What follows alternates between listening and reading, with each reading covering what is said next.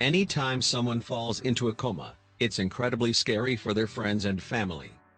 Even though the family can take solace in the fact that their loved one isn't gone completely, the person is unresponsive, and there's a good chance that their brain and body could shut down at any moment.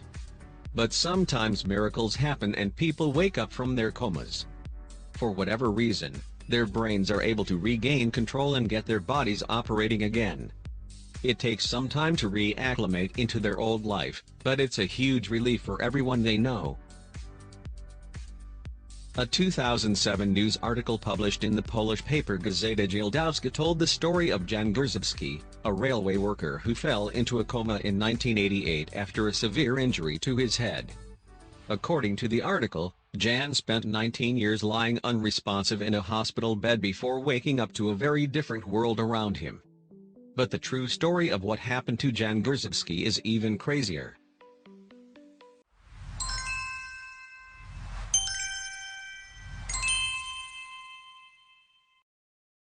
One of the scariest results of a head injury is a coma. The brain isn't dead, but it's unresponsive to any external stimuli, and the chances of it shutting down at any moment are high. Nevertheless, people do emerge from these conditions. A story about this exact thing rocked an entire family in Poland only a few years ago. According to a 2007 article published in the Polish newspaper Gazeta Dzialdowska, a railway worker named Jan Grzebski suffered an injury to his head and fell deep into a coma back in 1988. At the time, the paper said, doctors doubted that he'd ever make a full recovery.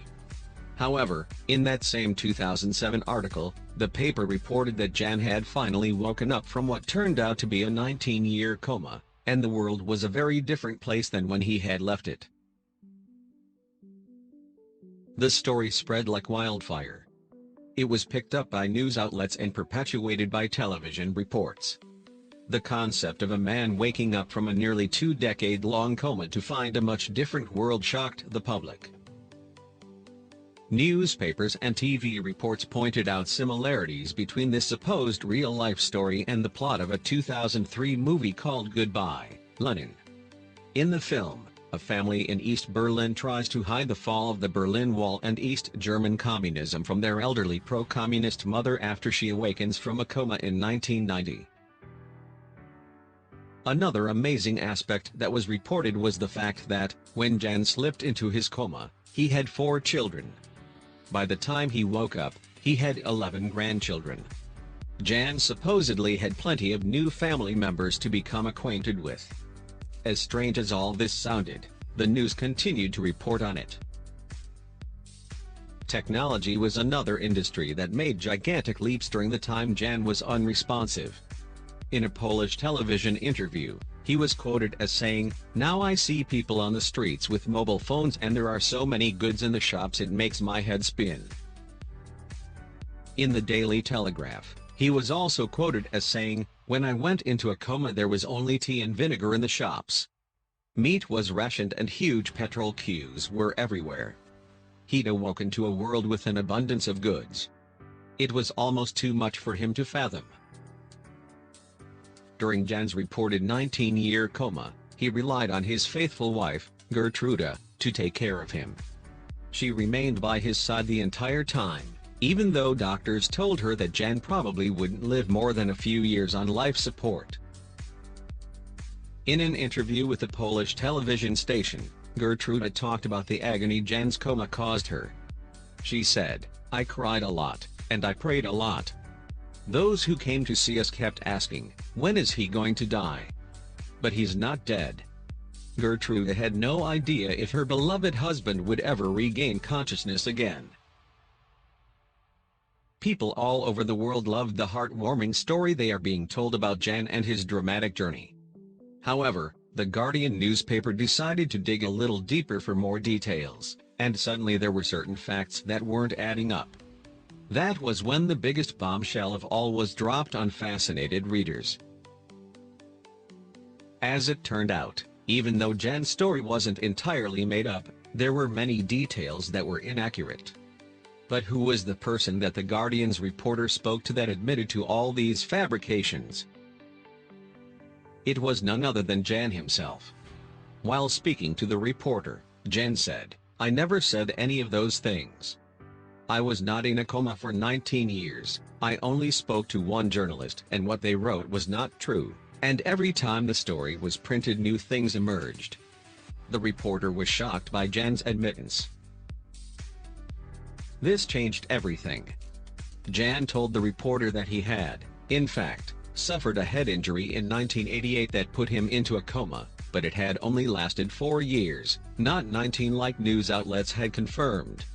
He had been wheelchair-bound since the time he awoke from his 4-year ordeal. Jan then debunked the entire goodbye, Lenin angle of his story. He had not fallen into a coma in one world just to wake up in a completely different one like report suggested. "I saw all the things that they claimed I had not seen, although I could not always express myself. I saw the news on TV so I was informed, and I also met my grandchildren," Jan told The Guardian. These new developments were fascinating.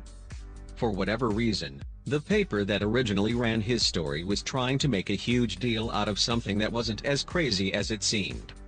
Jan's doctor, Wojciech Stragowski, even confirmed the new details. He admitted that, although Jan had been disabled for 19 years, he was certainly not in a coma the entire time.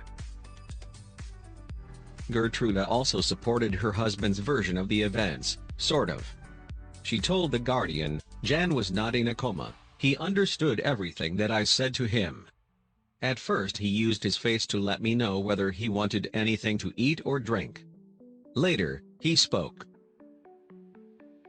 Jan had apparently only spoken to one journalist in Poland who took his story and embellished the facts of his case. So, who was it that had spread his fabricated story around the world? The answer wasn't that surprising.